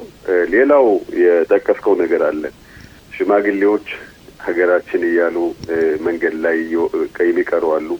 የመጡም ቢሆን ልጄን እያሉ ከኋላ የቀረባቸውን ልጃቸውን እያሉ እዚህ የሚሞቱ አሉ። የሚገርም ከኔ ጋር የመጡ ጎንደር ክፍለ ሀገር ወይም ጎጃም ክፍለ ሀገር በ5 ዓመታቸው በ6 ዓመታቸው ወደ አዲስ አበባ መጥተው እነሱ አድገው እነሱ አሁን ልጆቹን ወልደው የነሱ ልጆችም በዛ በተስፋ ውስጥ ተወልደው በተስፋ እየጠበቁ ነው። ዛሬ ነገ እንመጣለን ብለው እየጠበቁ ነው ያለው። ኦኬ በጣም የሚከብድ ሁኔታ ነው ያለው። አቶ ካሳሁን አንዴ በእርግጥ ጦርነት በሚሆንበት ጊዜ እኛ ወንድሞቻችን በታጋይነታቸው እየታገሉ እየሞቱ ዘመዶቻቸው ኢትዮጵያ የቀሩም አሉ። ይሄ ሁሉ ነገር የኛ ወጣቶች ወታደር ብቻ ሳይሆን መብታቸው መከበር አለበት። ይህ ሁኔታ በእውነት በጣም አሳሳቢ ነው። ሌላው መጨረሻ ጥያቄ ልጠይቅ የፈለኩት እንዳጋጣሚ ሆኖ በዚህ ክነሴት ውስጥ 3 ኢትዮጵያውያኖች የክነሴት አባላቶች አሉን። እነዚህ የ3 የክነሴት አባላቶች የሞራልም ግዴታ አለባቸውና በዚህ 3 አመት ውስጥ ምንም የሰሩት ስራ የለም ማለት እችላለሁ። ምክንያቱም በውጤት በምናይበት ጊዜ ማለት ነው። ምናልባት ውስጥ ለውስጥ የሚያደርጉት ሊኖር ይችላል። ግን በተግባር ሰዎች እስካልመጡ ድረስ እስካሁን ድረስ ቢሆን እነዚህ 3 የክነሴት አባላቶች የኛ ኢትዮጵያውያኖች አጀንዳ አዝዘው ጉዳዩን ምን እያደረጉ ነው? ከነሱ ጋርስ እየተሰራ ያለው ሎቢ ምንድነው? ጠቅሰዋል። ምንም አልሰሩ ይችላል ሳይሆን ምንም አልሰሩም። እንግዲህ እኛ መጨረሻ ላይ ውጤት ነው የሚያሳየው። ውጤት ነው የምንፈልገው። እሰራለሁ ሳይሆን ሰርቶ ማሳየት ነው የምንፈልገው። በአሁኑ ሰዓት እንዳልከው 3 የፓርላማ አባል ማለት በጣም ብዙ ነው። እንግዲህ በፐርሰንት ደረጃ ስናየው ማለት ነው። ከዛ ውስጥ ደግሞ 2 ጥምር መንግስቱ ውስጥ ያሉ ናቸው። ጥምር መንግስቱ ውስጥ መኖር ደግሞ ብዙ ጉልበት አለ። አንተ ታውቃለህ። እያንዳንዱ የፓርላማ አባል በተለይ የጽዮኑ ታዳቲት ሰዎች እንደማይመጡ የሚቃወሙት የጽዮኑ ታዳቲትና እነ ስሞትሪች ናቸው ይባላል። ገንዘብ አንመድብም፣ ውሳኔም እንዳይወሰን የጠቅላይ ሚኒስትሩን እጁንም አስረውታን የሚባሉት ስሞትሪች ናቸው። በዚህ ላይስ ምን የምትለው ነገር አለ? ያው እንዳልኩ እኔ እንግዲህ የዚህኛው ሚፍላጋ ነው የዚህኛው ሚፍላጋ ነው የሚለውን እንግዲህ በውስጥ ገብቼ ባላቅም በእኛ በኢትዮጵያን ፓርላማ አባሎች ግን ስናይ በአሁኑ ሰዓት የማህበረሰቡ አንገብጋቢ የሆኑ ነገሮችን አንድ ላይ ሆነው ነገሮችን እንዲፈጸሙ ማድረግ ይችላሉ። እስካሁን ምንም ነገር እየተሰሩ አይደለም። እንዳልኩት ጥምር መንግስቱ ውስጥ 2 አሉ፣ ከውጭም አንዲት አለች። እነሱ በመተባበር አንዳንድ ጊዜ የውይይት የቫዳው የሚባለው ውስጥ ተሳተፋለሁና እርስ በርሳቸው ይጣላሉ። እርስ በርስ በመጣላት ፈንታ ተነጋግረው ያንን ነገር ውሳኔ እንዲወሰን ማድረግ ለወገን ይጠቅማል የሚለውን ነገር ማድረግ ሲገባቸው እርስ በርሳቸው ሲጣሉ ይታያልና ይሄ ደግሞ ለወገን እየጠቀመ አይደለም። አሁን በፊት አንድ ያርተ ነገር ልጨርስ። ይሄ ደግሞ እየጎዳን ስለሚገኝ ሰላማዊ ሰልፍ ላይ ተገኝተዋል። ሰላማዊ ሰልፍ ላይ መጣቸው እኛ ጋር ፎቶ እንድትነሱ ሳይሆን ቢሮ ተመልሳችሁ ስራ ሰርታችሁ እንድታሳዩን እንፈልጋለን። ኦኬ አቶ ካሳሁን በጣም እናመሰግናለን። የወገን ጥሪ ምልጊዜም አለ ነው። እኔ እንደመስለኝ ከሆነ የአሰራር ስትራቴጂ መቀየር አለበት ብዬ አስባለሁ። እስቲ እንግዲህ እዛ ያሉትንም እግዚአብሔር ጥንካሬውን ይስጣቸው ለችግራቸው። እዚህ ያለውም ደግሞ ተቃዋሚም ልቡን እግዚአብሔር ይክፈትለትና አንድ ሆነን ወገኖቻችን የምናመጣበት መንገድ እንዲፈጠር ተስፋ እናደርጋለን። እናመሰግናለን።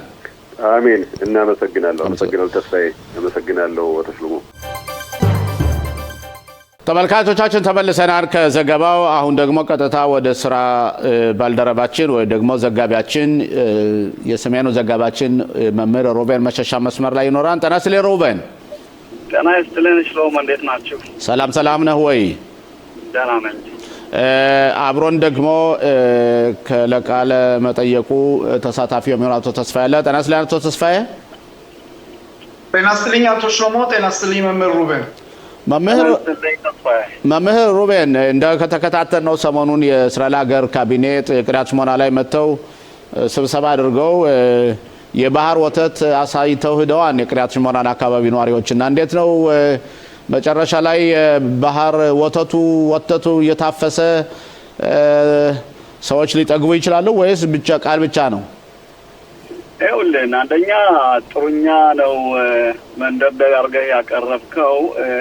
ጠቅላይ ሚኒስትር ቤንያሚን ኔታንያሁ እንግዲህ ቅሪያት ካቲዩሾት ሲባል የነበረው ቀርቶ ቅሪያት ሽሙኤል የለመለመች መባሏን ቃል ተገብቶ ቅሪያት ሽሞና ለመለመች ቅሪያት ሽሞና ለመለመች ተብሎ ለዛ ነገር በደንብ አድርገው ነገሮችን ተናግረዋል። እንግዲህ ሽሎሞ በድርጊትና በድርጊቱ በመተርጎሙ ሁኔታ በመታየበት ጊዜ ትልቅ የሆነ ልዩነት አለው። ማየት ያለብን ምንድነው እንግዲህ የተነገሩት ነገሮች ቃል የተገቡት ነገሮች ፖለቲካውን ይቀራል ወይንስ በውን ይተረጎማል የሚለው ሁኔታ ቆይተን የምናየው ሁኔታ ነው ሽሎሞ።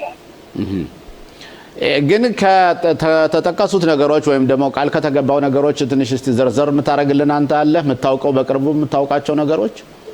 አዎ ከሚገርም ነገር ዩኒቨርሲቲ ክሪያት ሽሞና የተባለው እንግዲህ ከ2022 ጀምሮ ክሪያት ሽሞና የሚገኘው ዩኒቨርሲቲ ሳይሆን ሚክላላ ወይም ኮሌጅ ነው ሲባል የነበረ ይህ የክሪያት ሽሞና ዩኒቨርሲቲ በአሁኑ ወቅት ያለው ሚክላላ ወይም ኮሌጅ የሚለው ቀርቶ ዩኒቨርሲቲ የተለያዩ ሳይንቲስቶች እየሄዱ የሚማሩበትና ብዙ እውቀት የሚሸፈንበት ዩኒቨርሲቲ ተብሎ ከተሰየመ እንግዲህ ብዙ ጊዜው ነው። እንግዲህ እዚህ ውጭ እንግዲህ በ2023 የነበረው ጦርነት የነበረው ካቲውሸት የነበረው ከፍተኛ ረብሻ በእስራኤል ሀገር ይሄንን ዩኒቨርሲቲ ዝቅ አድርጎት ይገኛል በአሁኑ ሰዓት። ይሄ አንድ ሲሆን በሁለተኛ ደረጃ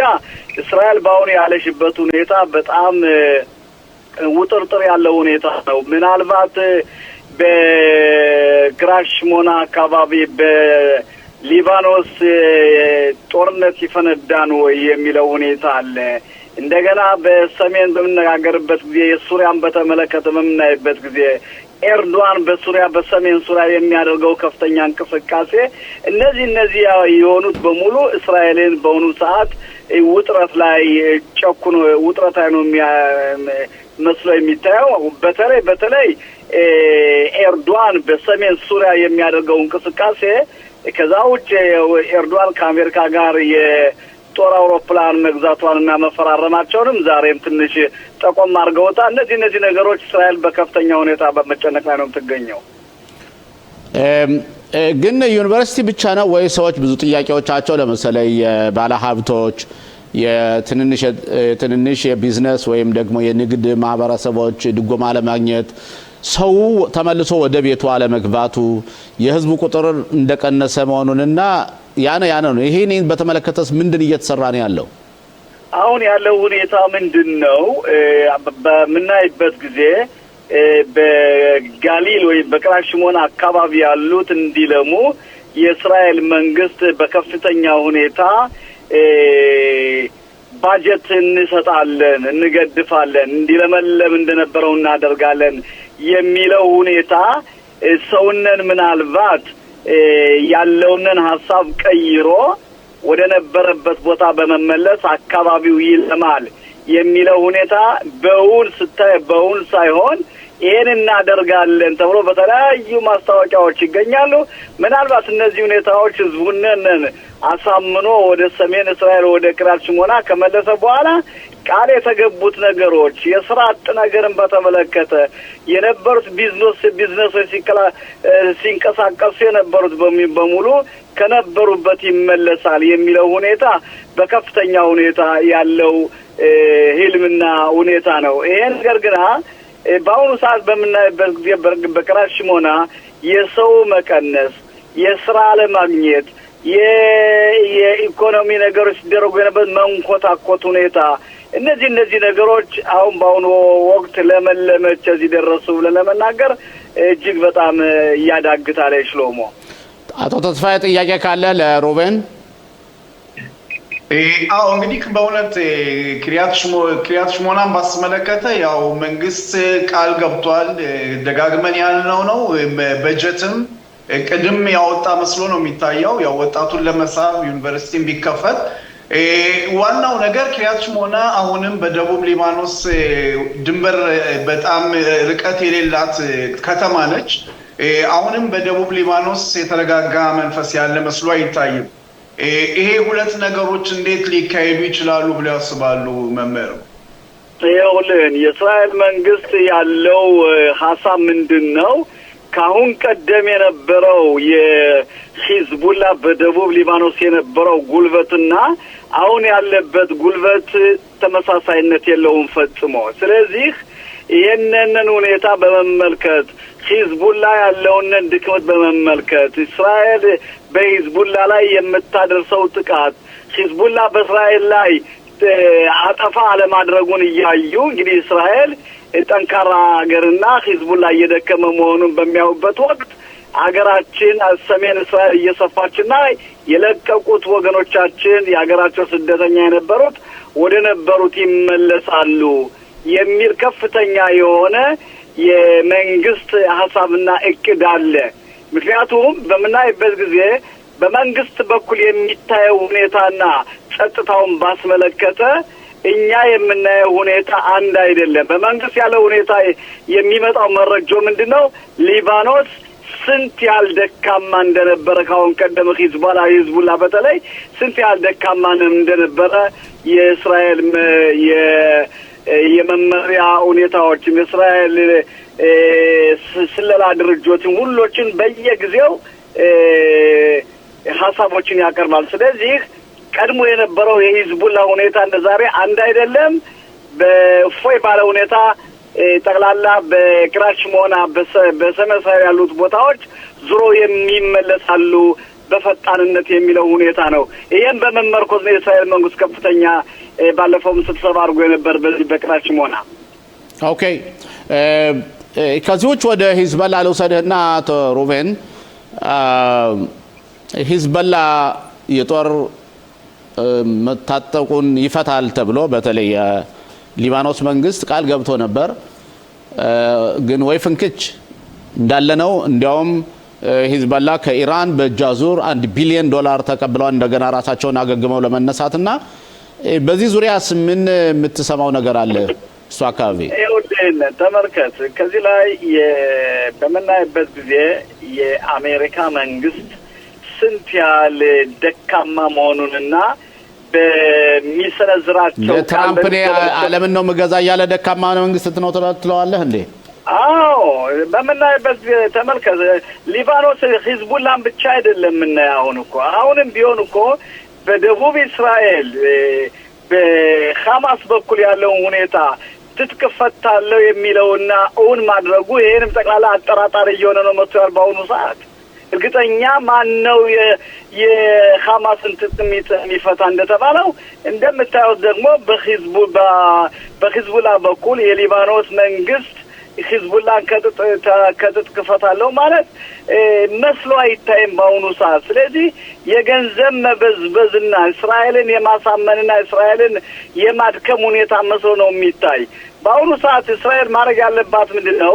በሐማስ በኩል ያለውን የጦር ሁኔታ መታጠቅን ለማስፈታት ከሌላ የጦር ክፍል መጠበቅ የለባትም። እስራኤል ይሄንን ነገር በራሷ ማድረግ አለባት።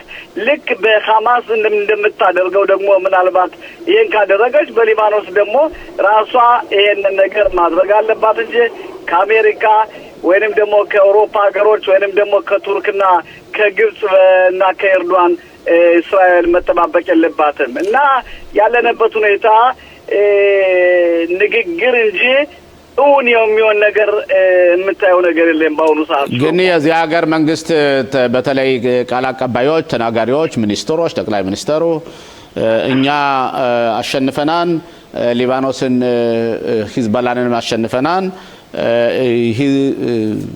አዛም የሐማስን የጦር መሳሪያ አስፈትተናን የቀረውን እኛ እናስፈታለን ምንም ችግር የለም እያሉ ነው።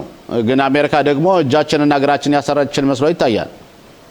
ይሄ ነው የምናየው ነገር ይሄ ነው። በመጀመሪያ ደረጃ የተለያዩ ሚኒስትሮች በእስራኤል ያሉ ሚኒስትሮች ሂዝቡላን አሸንፈናል፣ ሐማስን አሸንፈናል የሚለው ሁኔታ በመታየበት ጊዜ እርግጥ እስራኤል ያቀረሻቸው ፕሮግራሞች በጠቅላይ ሚኒስትራችን የሞቱትም በነፍስ በህይወት ያሉትም ወደዚህ ሀገር ብዙዎች ሁላቸው በመምጣታቸው ይሄ ነገር እጅግ በጣም የመንግስታችን የሚያስመሰግን ሁኔታ ነው። እሱም እኮ የመመለሳቸው ሁኔታ እኮ ብዙ ጥያቄዎች አሉ። ሁሉ በሰዓቱ ነው የተመለሱት ወይ ከዛ በፊት መመለስ አይችሉም ወይ የፖለቲካ እጅ አልነበረበትም ወይ የሚሉ ጥያቄዎችም አሉ እኮ። መመለሳቸው ብቻ አይደለም። አንደኛ ያለው ሁኔታ ምንድነው? አሁን ይሄ ነገር አሁን ለምን ሆነ ለምን ቀደም ብሎ ነገሩ አልተፈጸመም የሚለው ሁኔታ ሁላችንም ማንኛውም የእስራኤል ሕዝብ በጣም ጥያቄ በማብዛትና ሕዝቡ ይሄን ነገር በሚከራከርበት ጊዜ ሕዝቡ ከሁለት ተከፍሎ ነው የምታየው ሽሎሞ በአሁኑ ሰዓት ቢሆንም ቀስ በቀስ የተጠለፉት የሄዱ በህይወት የሚሄዱት በየሞቱትም ሁሎች ተመልሰዋል። ይሄ ነው መጨረሻ ላይ የሚያስደስተው ዋናው ነገር። በጊዜው ባይፈጸምም ቢሆን ሳይፈጸም የሚቀር ነገር አለ። እንደገና ተነግሮ ደግሞ ዘግይቶ የነበረው ሁኔታ ደግሞ ዘግይቶ በተግባር የሚተረጎሙ ነገሮች አሉ። አሁን የተተረጎሙ ነገሮች በጣም የሚያስደስቱ ሁኔታዎች ናቸው። ነገር ግን ይህ ማለት ሐማስንና ሂዝቡላን ከትጥቅ ማስፈታት ማለት አይደለም። ዋናው ከፍተኛ ጦርነት ያለው ምንድነው? ማነው ሐማስንም ሆነ ሂዝቡላን ከትጥቅ የሚፈታ የሚለው ሁኔታ እጅግ በጣም አከራካሪ ነው በአሁኑ ሰዓት። ኦኬ ሩቤን መሸሻ መምህር ሩቤን መሸሻ በእውነት ስለነበረን ቆይታ በጣም እናመሰግናለን። እንደ ሁሌውም ቢሆን የሰጠን መረጃ ሰፋ ያለ መረጃ ነውና ማብራሪያ ነው። በጣም እናመሰግናለን። አመሰግናለሁ። ደህና ሁኑልኝ። አሁን ደግሞ ቀጥታ ወደ ጋዜጠኛ አቶ ፋሲል ለገሰ አልፋለሁ። ጤና ይስጥልን አቶ ፋሲል። ጤና ይስጥልኝ እንደምን ዋልክ? እግዚአብሔር ይመስገን። ሰላም ነህ ወይ? ሰላም ነን። ዛሬ ሰፋ ያሉ አጀንዳዎች ይኖሩናል። በተለይ በሶስት ነገሮች ላይ እናተኩራለን ይመስለኛል። የመጀመሪያው አጀንዳችን የሚሆነው የኢራን እና የአሜሪካ ፉክክር፣ የእስራኤል ጣልቃ ገብነት። ሁለተኛው አጀንዳችን ደግሞ በትላንትናው ዕለት የእስራኤል ክነሴት በየአመቱ የዮም ውለደት ወይም የበርዝዴይ ወይም የልደት ቀን ታከብራለች እና ይህን በተመለከተ ያለውን ሁኔታ እናየውና ወደ መጨረሻ አካባቢ ጊዜ ካገኘን ደግሞ ስለ ኢትዮጵያ ስለቀሩት ወገኖቻችን አንድ ሁለት ጥያቄዎች ይኖሩኛል እና እስቲ ወደ ኢራን እንሂድና አቶ ፋሲል አሜሪካ ኢራንን ትወጋለች ብለህ ታስባለህ? በአሁኑ ሰዓት እውነት ነው ይካሄዳል ወይም አይካሄድም ብሎ መገመቱ ከባድ ይሆናል። ግን በአጠቃላይ ሁኔታ ስመለከተው እንግዲህ ታስታውሳለህ ፕሬዚደንት ዶናልድ ትራምፕ ለኢራን ሰላማዊ ሰልፈኞች ቃል ገብተዋል። ሄዱ፣ ሰላማዊ ሰልፍ አድርጉ፣ መንግስት ጣሉ፣ እኛም እንረዳቸዋለን ብለዋል። አይደለም እንዴ? አንድ ፕሬዚደንት አቶ ፋሲል ከኔ ጋር ነህ? አቶ ፋሲል ከመስመር ላይ የለምና አቶ ተስፋዬ አብራሃለ ከኔ ጋር ነህ? አቶ ተስፋዬ ተመልካቾቻችን የቴክኒካል ጉዳይ ያለብንና የቴክኒካል ጉዳዮችን እስከምንቋቋማቸው ድረስ እና ተመልሶ አቶ ፋሲል እስኪመጣ ድረስ እንደሚታወሰው ሰሞኑን አሜሪካና ኢራን በከፍተኛ ፉክክርነት ላይ ይገኛሉ። አሜሪካ የጦር መሳሪያዎቿን ወደ እዛ አካባቢ የተለያዩ የጦር መሳሪያዎችን እና በተለይ መርከቦችን፣ አውሮፕላኖችን በጣም አቅርባለች። አሜሪካ ለኢራን ኦልቲማቱም ወይም ደግሞ የሚፈልጉት ነገሮች እነዚህ ነገሮች ካላደረጋችሁ እኛ እናንተን እንወጋለን፣ ስልጣናችሁን በተለይ ያለውን የሁማኒዝም አገዛዝ እናወርደዋለን እያሉ ከፍተኛ ጥረት እያደረጉ ሲሆን በዚህ ደግሞ ኢራኖች ፉክክራቸው እንዴት ነው? የአሜሪካ እስራኤል እኛን ከጎዳች እኛ ደግሞ እስራኤልን እንጎዳለች ብለናል። ይህን በተመለከተ ደግሞ የእኛ መንግስት ከፍተኛ ዝግጅት እያደረገ ነው። እንዲሁ አንዳንዶች እንደሚሉት ከሆነ አንዴና ለመጨረሻ ኢራንን ይቺ የቴሮሪስት አገር አቀነባባሪ በመሆኗ እሷን ማስወገድ ከተፈለገ ታይሚንጉ አሁን ነው።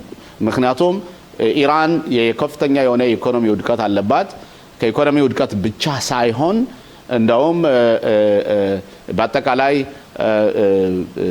የኢራን ህዝብ መንግስት እንዲወድቅ ይፈልጋሉ እና ይህን በተመለከተኛ አቶ ፋሲል እንደገና መልሰን እናገኘዋለን። ስለ አቶ ፋሲል እንደገና በድጋሚ ጤና ይስጥልኝ።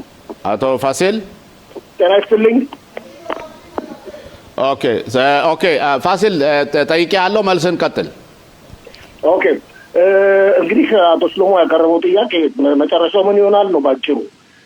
በመጀመሪያ ተስፋዬን ጤና ይስጥልኝ ብያለሁ እና እንግዲህ መጨረሻው ምን እንደሚሆን ለማወቅ ባሁኑ ወቅት ያዳግታል። ግን ዛሬ ቀትር በኋላ ላይ ጠቅላይ ሚኒስትር ቤንያሚን ኔታንያሁ ከመከላከያ ሚኒስትር ጋር በመሆን እንዲሁም ከሌሎች ከከፍተኛ ባለስልጣኖች ጋር በመሆን የአሜሪካውን ልዩ መልእክተኛ ተቀብለው ያነጋግረው ተብሎ ይጠበቃል ስቲቭ ዊትኮፍን እና በዚህ ጉዳይ ላይ የተወሰነ ስምምነት ላይ ለመድረስ ከዛ ባልፎ ተርፎ ዊትኮፍ በያዝነው ሳምንት መጨረሻ በሚያደርጉት ውይይት ከኢራኑ የውጭ ጉዳይ ሚኒስትር ጋር መሰረታዊ በሆኑ አመራሮች ላይ ስምምነት ላይ ለመድረስ ጥረት ይደረጋል የሚል ግምት አለ።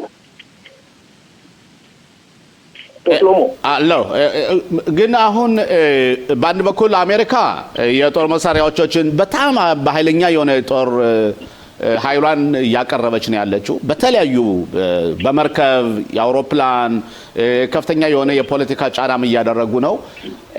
አሁን እንደውም ዛሬ ጠዋት የመጀመሪያ የወጣው መረጃ እንዴት ነው የሁሜኒ ዋና አማካሪ እንዳለው ከሆነ እኛ የኒውክሌር ቦምብ ጭራሽ አያስፈልገንም እና ይህን ፕሮግራም እንሰርዘዋለን ሲል አቅርባን ወይ ደግሞ ያቀረቡትን ኡራኒየም ያዘጋጁትን ኡራኒየም የደበቁትን ኡራኒየም ደግሞ ለራሻ መስጠት እንችላለን የሚል ሐሳብ ሁሉ አቅርባን እና ይሄን እንዴት ነው ትንሽ ለማስተባበል ነው በእውነት ያመኑበታል ብለህ ታገምታለህ? እዚህ ላይ እኮ አይደለም ያለነው ይመስለኛል አቶ ስሎሞ። የኒውክሌርን ጦር መሳሪያ ጉዳይና ኒውክሌር ጦር መሳሪያ ለመገንባት የሚደረገውን ጥረት በማስመልከት ተደጋጋሚ ውይይት ተካሂዶ ነበር። እንደሚመስለኝ ከሆነ ትራምፕ አሁን የሚጠይቁት ሌሎች 3 ጥያቄዎችን ነው ከኒውክሌር ጦር መሳሪያ ጋር። አንድ ባሊስቲክ ወይም የረጅም ርቀት ተምዘግዛጊ ሚሳይሎችን ማምረቷን ኢራን ማቆም አለባት። ሁለተኛ የኒውክሌር ጦር መሳሪያ፣ ሶስተኛ ደግሞ ፕሮክሲዎቹን እነዚህ ቡችላዎቿን መርዳት መግታት አለባት። ማለትም ሂዝቦላን፣ ሐማስን፣ ሁቲዎችን ማለት ነው። የኢራቅ ሺዎች አሜሪካን ነው የምትፈልገው ይህንን ጉዳይ አሜሪካ ነው የምትፈልገው ወይስ እስራኤል ደግሞ በአሜሪካ ጆሮ ቀረብ ብላ ትንሽ ተናግራለች? እንዴት ነው? ከጥቂት ሳምንታት በፊት ይህን ማስመልከት ፕሬዚደንት ዶናልድ ትራምፕ እነዚህን ጉዳዮች ኢራን ማሟላት አለባቸው የሚል ንግግርም አሰምተው ነበር። የሚታወስ ነው። እስራኤል በዚህ ጉዳይ ነው የምታምነው። ሆነም ቀረም ለምሳሌ በኒውክሌር ጦር መሳሪያዎች ብቻ በማስመልከት የወደመውን የተደመሰሰውን እንደገና ለመገንባት የሚደረገውን ጥረት በማስመልከት አዲስ ስምምነት ከተፈረመ በስልጣን ላይ ያለው የኢራን መንግስት ድል አድርጓል ማለት ይቻላል። የሁሉ ዛቻና የሁሉ የጦር መሳሪያ ተከማይቶ ምንም ነገር ሳይሆን ከዚህ ሁሉ ጣጣ መውጣቱ ድል እንዳገኘ ያስቆጥርለታል። የኒውክሌር ጦር መሳሪያ ቀረ በቃ። አሁን እሱ በማስመልከት እስራኤል ማጥቅተዋለች፣ ደብድበዋለች፣ አሜሪካን ደብድበዋለች፣ ተጎድቷል። በሱ ብቻ እሱም መመልከት ብቻ ስምምነት ላይ የሚደረስ መስሎ አይታየኝም። ቅድም ቴሮሪስት ሀገር ብለዋል አቶ ሰሎሞ። የኢራን መንግስት ቴሮሪስት ሀገር ብቻ አይደለም። ቴሮሪስት ለምሳሌ አረፋትን ቴሮሪስት ይባል ነበር። የተለያዩ እንቅስቃሴዎችን በአውሮፓ ውስጥ የቴሮሪስት ስም ተሰጧቸው ነበር። የተለያዩ ነጻ አውጪ ድርጅቶችን የቴሮሪስት ስም ተሰጧቸው ነበር። የኢራን መንግስት ግን ናዚ ነው፣ እንደ ናዚዎች ማለት ነው። አይዲዮሎጂ ርዕዮተ ዓለም አክራሪ እስልምና እምነት የሚያንጸባርቅ ሀገር ነው። ከስልጣን ላይ እስካልወረደ ድረስ በእነዚህ አይነት ነገሮች ተባብሎ የተፈረመው ስምምነት የሚያከብር መስሎ አይታይም። ያም ሆነ እንደ ብዙዎች እንደሚገምቱት ከሆነ ቱርክና ካታር በአሜሪካ መንግስት ላይ ባደረጉት ማለትም ግፊትና ጭነት መሰረት ከዚህም በተጨማሪ የዓለም አቀፍ ድጋፍ ለማግኘት ሌሎችንም ሀገሮች ድጋፍ ለማግኘት ፕሬዚደንት ትራምፕ የወሰዱት እርምጃ ነው የሚባለው። እንግዲህ ዊትኮፍ ዛሬ ቀጥር በኋላ አስቀድሜ እንደገለጹት ከጠቅላይ ሚኒስትሩና ከረዳቶቻቸው ጋር ተገናኝተው ይወያያሉ። ከዛ በኋላ ኢራን መንግስት እነዚህ ሁሉ የሚቀርቡትን ጥያቄዎች እንደማይቀበል ይገመታል። ከዛም አሜሪካ እርምጃውን ትወስዳለች ተብሎ ነው የሚገመተው። ግን አቶ ፋሲል እዚህ ላይ አሁን ኢራን ያለችበት የኢኮኖሚ መላሸቅ በጣም የወረደና በተለይ የነሱ የገቢ ምንጫቸው ቤንዚን ብቻ ነው። የቤንዚን የሚያመርቱትን እዛ ላይ ማዕቀብ ስላለ በ50% በታች ዋጋ ክፍያ የምትረከባቸው ቻይና ናቸው እና እንዴት ነው 50% ብቻ ሽያጭ እየሸጡ ቻይና ደግሞ እዛው ላይ ባንክ አካውንት ከፍታ ቁሳቁሶችን የምትሸጥላቸው? እና ግን የታመተው ነው በተለይ ለሂዝቦላ እንዲሁም ለሁቲዎች የወተት ድንቦች ሌሎችም ገንዘብ የሚመድቡላቸው ህዝባቸው እየተራበ እንዴት ነው የሚሰራው? ሌላ ገንዘብ ብቻ የላቸውም። አንተ እንዳልከው ቤንዚን ነው የሚሸጡት፣ ሌሎች ነገሮችም ይሸጣሉ። አንደኛ የኢራን ህዝብ እኮ በጣም ጭንቅላት ያለው ህዝብ ነው። በቤንዚኑ ሽያጭ 50% ቢሆን በጣም ብዙ ገንዘብ። በነገራችን ላይ በዓለም ደረጃ የነሱ ቤንዚን ዓለምን 12% ቤንዚን አስረካቢ ናቸው ከመሰረቱ። ስለዚህ 6% ቢሸጡ ከዛ ውስጥ 5% ቢሸጡ በጣም ብዙ ነው። ስለዚህ ከቤንዚን በሚያገኙት ትርፍ ህዝባቸውን ትርፍ ብቻ አይደለም እየከሰሩም ነው። ህዝባቸውን በማስራብ ለሂዝቦላ ድርጅት ይለግሳሉ፣ ለሁቲዎች ይለግሳሉ። ሂዝቦላን አሁን ለማቋቋም የሚደረገው ጥረት ባለፉት ወራት እንኳን እንደሰማነው ከሆነ $1 ሚሊያርድ አስተላልፈዋል ተብሎ ሲነገር ነበር። ጉዳያቸው አይደለም እነሱ ዓላማቸው ሪዮት ዓላማቸው ህዝቡ መብላቱ መጠጣቱ አይደለም። በእነሱ ዘንድ በስልጣን ላይ ባሉት የአያቶላዎች ዘንድ ሞት ወይም ገሃነምና ህይወት መኖር ወይም ገነት አንድ ነው፣ ልዩነት የለውም። ወደ አንዱ ቦታ ትሄዳለህ፣ ወደ አንዱ ቦታ ትመለሳለህ። ስለዚህ ርዕዮተ ዓለማቸው ጉዳይ ስለሆነ ይህን የእርዳታ መለገሳቸው ዋናው ቁም ነገር ለዚህ ርዕዮተ ዓለም እንቅፋት ብለው የሚያስቡት ትልቁ ሰይጣን አሜሪካንና ትንሿ ሰይጣን እስራኤል ነች። ስለዚህ እነሱ ለማጥቃትና ለመደምሰስ የሚያደርጉትን ጥረት ይቀጥላሉ። ግን አቶ ፋሲል እዚህ ላይ አሁን አስተናጋጅና ወይም ደግሞ አሸብሻቢ ወይም ደግሞ ሚዜ ሆና ቀርባ ያለችው ኳታር ናት። ኳታርና ከኳታር ተጨማሪ ደግሞ ቱርክ ናቸው። ሁለቱ ሀገሮች የሱና አገሮች ናቸው። የሱና አገሮች ሆነው ግን በኢራን ላይ እንደዚህ አይነት አቋም መውሰዳቸውና የኢራን መንግስት እንዲኖር የሚፈልጉት ምን ኢንተረስት አላቸው? አንደኛ እስራኤል ላለማስደሰት፣ እስራኤል እነዚህ ሀገሮች ጠላታቸው ነች። ሁለተኛ ነገር ደግሞ በኢራን ስልጣን ላይ ባለው መንግስት ላይ ጉዳት ደረሰ ማለት ምናልባት በኢራን ውስጥ የእርስ በርስ ጦርነት ሊነሳ ይችላል። የእርስ በርስ ጦርነት ሲነሳ እነዚህ ሁለቱ ሀገሮች ጎረቤት ሀገሮች ናቸው ለኢራን። በእነሱም ላይ እንደዚሁ የተለያዩ ጉዳቶች ይደርሳሉ። የእርስ በርስ ጦርነት አይመቸንም በሚል አመለካከት ነው እንጂ ይህን ያህል ከኢራኑ ከሺዓይት እምነት ከሚከተለውና ተቃራኒያቸው ከእምነት ከሚያንጸባርቀው መንግስት ጋር ፍቅር ይዟቸው አይደለም። ግን እነሱ የሚፈልጉት ደካማ ሆኖ እንዳሁኑ እነሱን አደራዙኝ ባካችሁ እያለ እንደተማጸነው እየተማጸናቸው እንዲኖሩ ይፈልጉት፣ እንዲያርግ እንዲጎረብት አይፈልጉም። ወደ እስራኤል ጋር ስለሚቃወሙ ነው። ግን ካታር እኮ በአንድ በኩል ወዳጅ ሀገርና ወዳጅ ሀገራችን ናት እያሉ የሚናገሩ ሰዎች አሉ እስራኤል ሀገር ውስጥ እና ካታር እነማን ገንዘብ ይሰጣሉ። አደራዳሪ ሆነው የሐማስን ቀርበው ነበር። የእስራኤል ሀገር መንግስት እነሱ የአሜሪካ ወዳጅ ናት ግን የጠላት ሀገር ናት ተብላ አልተፈረጀችም። እንዲያውም በነገራችን ላይ በነገው ዕለት ያይር ላፒድ ኢራን ኳታር የሽብርተኛ ሀገር ናት፣ የእስራኤል ጠላት ናት የሚል ህግ ነገር ያቀርቡ ነው። እንግዲህ እኛ መንግስት ምን መልስ እንደሚሰጥ አናውቅም። ትክክል ያቀርቡ ነው። መንግስት እስካሁን ድረስ በወሰደው እርምጃ አልተነገረም። ግን በአንጻሩ ደግሞ ትላንት የወጡት አንዳንድ ጋዜጣ ጽሁፎች እንደሚያመለክቱት ከሆነ ኤፕስታይን በሚል ስያሜ የሚጠራው ይሁዲና እስር ቤት ውስጥ ራሱን በገደለው ይሁዲ ሰነዶች ውስጥ የተገኘው ጽሁፍ እንደሚያመለክተው የሰራተኛው ፓርቲ ቀንደኛው መሪና የጦር ኃይሎች ኤታማዦር ሹም ሌፍተናንት ጀነራል ኤሁድ ባራክ ከካታር ጋር ለመነገድ ስምምነት ላይ ለመድረስ ከፍተኛ ጥረት ያደረጉበት ምን ግንኙነት አለው? እሱ ኤሁድ ባራክ እኮ ሰው ነው። አሁን ዶሴ ሁሉ ተጋልጧል። ለማንኛውም ካታርን ወደ ጎን አድርጋትና ተሽሎሞ ካታር አሁን አማላጅና እንዳልከው ሚዜ ነች። ከአሜሪካ ጆሮ አጠገብ ተቀምጣ ሹክ ማለት ትችላለች። ኦኬ አደራዳሪው ስቲቭ ዊትኮፍ ወዳጇ ነው ይባላል። ስለዚህ ፊታችን አርብ ቱርክ ላይ ውይይት ይካሄዳል ተብሎ ይጠበቃል። ኦኬ አቶ ተስፋዬ እስቲ ጥያቄ ካለ ለአቶ ፋሲል። አዎ ጤና ይስጥልኝ በድጋሚ ፋሲል። የኔ ጥያቄ በሀገር ውስጥ ባለው አንዳንድ ወቅታዊ ጉዳዮች ላይ ነው። ፖሊስ በዛሬው ዕለት ለህግ አማካሪዋ ይቅርታ የወታደራዊ አቃቢ ህግን ባስመለከተ ምርመራውን ጨርሶ ከፖሊስ እንዲወጣ ፋይሉ ከፖሊስ እንዲወጣ አድርጓል። ይሄ ነገር አነጋጋሪ ሆኗል። ይሄን እንዴት ትመለከቷል? አዎ ዛሬ ጠዋት ነው ይፋ መሆን የጀመረው። ወደ መንግስት የህግ አማካሪው አይደለም ፋይሉ ሄደው ፋይሉ የተላለፈው በህግና ፍትህ ሚኒስቴር ጽሕፈት ቤት የህግ አማካሪ ወደ ሆነችው ወይዘሮ ነው እና ፖሊስ እንደሚለው በጠቅላይ አዛዡ አማካኝነት እኔ በአጠቃላይ ሁኔታ በርበራውን ጨርሻለሁ ነው የሚለው።